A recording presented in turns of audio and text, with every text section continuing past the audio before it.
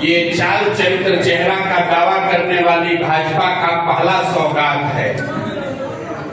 ऐसे व्यक्ति को मुख्यमंत्री बनाए हैं जिसका चाल चरित्र और चेहरा तीनों चर्चा का विषय होना चाहिए।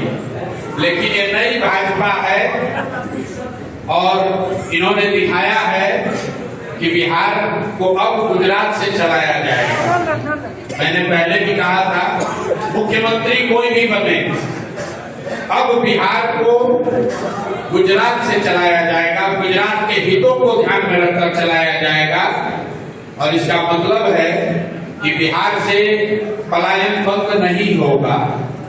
पलायन बंद इसलिए नहीं होगा कि अगर बिहार से 10-12 हजार रुपए में काम करने के लिए नौजवान लाखों की संख्या में नहीं उपलब्ध होंगे तो 30 लाख से ज्यादा लोग गुजरात में मजदूरी करने के लिए मिलेगा कहां से।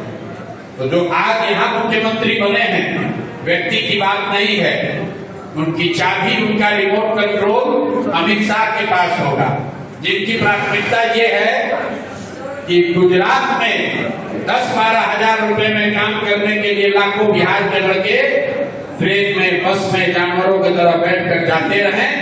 आने वाला जो समय है उसमें गुजरात का आदमी फैक्ट्री में मालिक रहेगा और बिहार के बच्चे उन्हीं फैक्ट्रियों में मजदूरी करेंगे।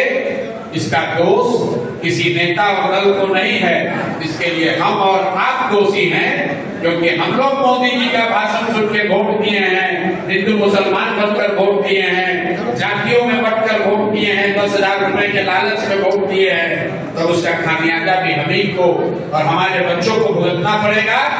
जिस 10,000 की लालच में आपने वोट बेच दिया, वही 10,000 रुपए कमाने के लिए बिहार के बच्चों को जाकर गुजरात के, पंजाब के, दिल्ली के, बॉम्बे के फैक्ट्रियों में अपनी हड्डी गलानी पड़ेगी। ये दुर्भाग्य है, लेकिन गलती हुई है तो भुगतना तो पड़ेगा ही। यही बात आपको आज बताने आए हैं। सर, गांव के कार्यक्रम में शामिल हुए हैं। मैं आपका अररिया जनसुराज की ओर से, यहाँ कार्यकर्ता साथियों की ओर से और मैं अपने व्यक्तिगत तौर पर आप सबका धन्यवाद कर रहा हूँ। जैसा कि आपने देखा,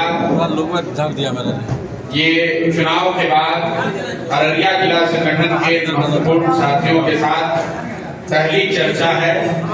चर्चा का परिप्रेक्ष्य ये है कि जब चुनाव परिणाम आए और परिणाम निश्चित तौर पर जनसुराज के अनुसार नहीं आए हैं, जनसुराज की जो सोच थी उसके विपरीत आया है, उसके बाद जनसुराज के महत्वपूर्ण नेताओं ने, साथियों ने, हम सब ने पश्चिम चंपारण के गांधी विधिहवा आश्रम में एक दिन का सामूहिक मौन उपवास किया था।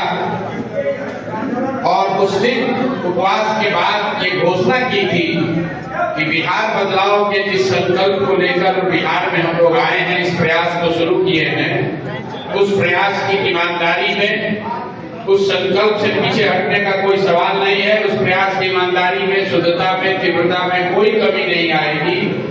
और आने वाले समय में जनसुराज अपने सभी साथियों को साथ लेकर उनके विचारों को समाहित करके बिहार के नवनिर्माण के लिए जो कुछ भी हो सकेगा, जो कुछ भी बन पड़ेगा, वो हम लोग आने वाले समय में करेंगे। ये बिहार नवनिर्माण का जो अभियान है वो सरकार बनने के 6 महीने के बाद शुरू होना है। चैलेंज तो बिहार की जनता को दूर करना है, उनको तय करना है, उनको मुख्यमंत्री के तौर पर कौन चाहिए।